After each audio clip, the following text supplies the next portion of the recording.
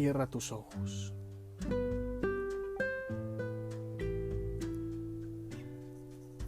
Contempla.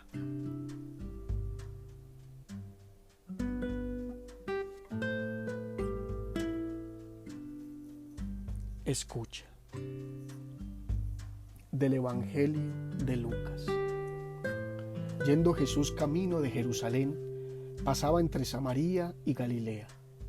Cuando iba a entrar en un pueblo, vinieron a su encuentro 10 leprosos que se pararon a lo lejos y a gritos le decían: Jesús, Maestro, ten compasión de nosotros. Al verlos les dijo: Id a presentaros a los sacerdotes. Y mientras iban de camino, quedaron limpios. Uno de ellos, viendo que estaba curado, se volvió alabando a Dios a grandes gritos y se echó por tierra a los pies de Jesús, dándole gracias. Este era un samaritano. Jesús tomó la palabra y dijo: ¿No han quedado limpios los 10? ¿Los otros 9 dónde están? ¿No ha vuelto más que este extranjero para dar gloria a Dios? Y le dijo: Levántate, vete, tu fe te ha salvado. Palabra del Señor. Gloria a ti, Señor Jesús. El movimiento de Jesús es constante, dinámico, como el fuego, que nunca está ocioso, que nunca está quieto. Él sigue de camino hacia Jerusalén, es decir, que sigue el plan salvífico del Padre. El texto de este domingo es conmovedor, elocuente en toda su simbología. Nos deja entrever la nueva manera del encuentro con Dios, una vez más desde un samaritano. La historia es bastante conocida.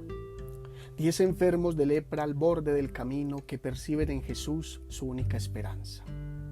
El Señor se encuentra entre Galilea y Samaria, es decir, entre judíos y samaritanos, quienes desde hace muchos años tienen enfrentamientos por la manera de vivir la fe. Sin embargo, al borde del camino, los enfermos de lepra pertenecen tanto a un pueblo como al otro.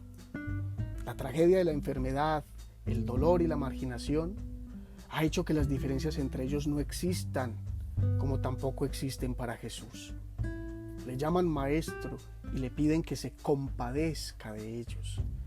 Y pues bien, Jesús es maestro, maestro de la vida, del camino y del amor, maestro del sufrimiento y también de la compasión.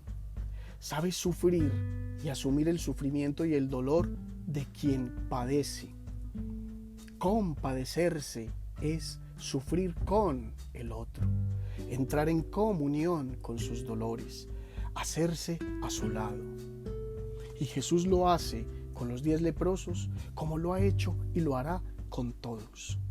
Sabe de sus padecimientos a causa de la dura enfermedad, pero también sabe que lo más doloroso para ellos es la marginación, el hecho de estar separados del calor de un hogar, del amor de una familia, rechazados por la sociedad y peor aún, según las leyes de Israel, rechazados por Dios, pues su lepra era considerada castigo por sus pecados.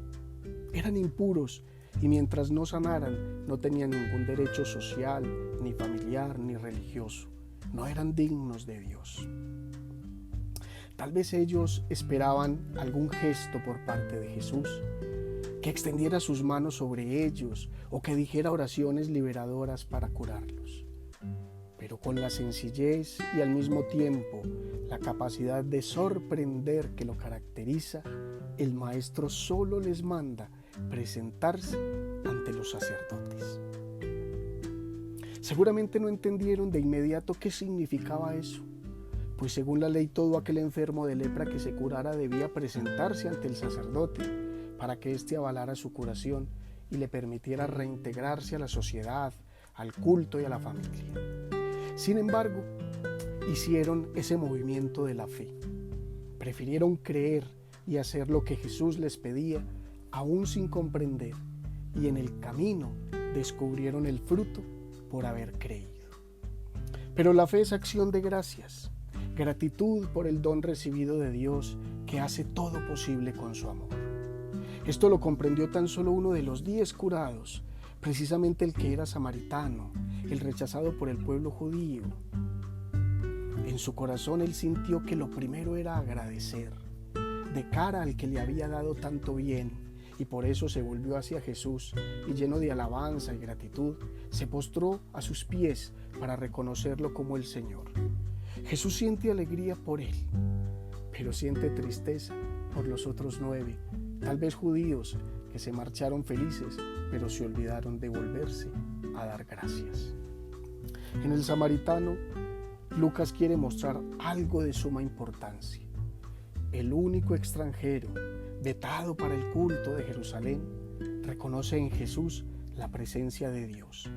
Por eso se postra ante Él. Esto significa que en el Mesías cambia la manera de ofrecerse el culto divino. Ya no de cara ante los hombres, ante los sacerdotes y los templos, sino frente a Dios, que nos llama a descubrirlo en el seguimiento de Jesús y a reconocerlo necesitado en los hermanos. En el Maestro, todo el que se vuelve a Él experimenta la liberación de lo que lo oprime y lo frustra. En Él ya no hay más injusticia, desigualdad y rechazo. En Él se encuentra la manera de vivir el amor perfecto que rescata y plenifica. En Jesús se restituye la dignidad humana de los hijos de Dios, así también como su dignidad divina.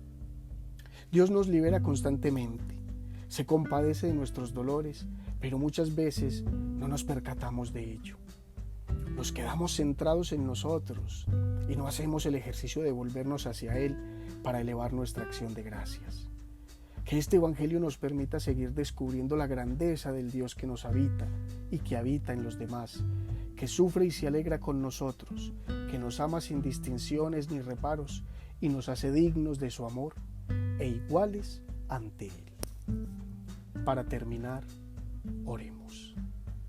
Amado Jesús, hoy te damos gracias porque siempre encontramos en ti al que cura nuestras heridas, se compadece de nuestros dolores y nos consuela con el abrazo y la ternura.